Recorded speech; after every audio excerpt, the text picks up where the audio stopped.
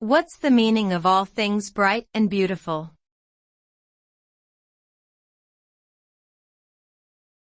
All things bright and beautiful.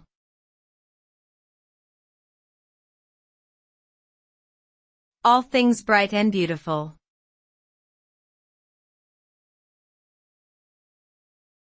All things bright and beautiful.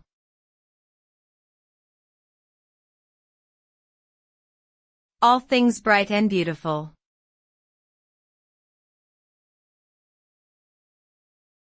All things bright and beautiful.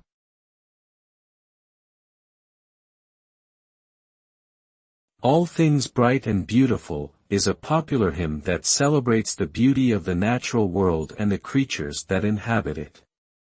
The lyrics were written by Cecil Francis Alexander in 1848, and the melody was composed by William Henry Monk in 1872.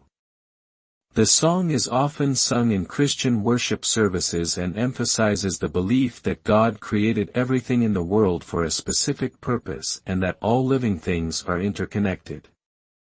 It encourages people to take care of the environment and appreciate the wonder and majesty of the world around us.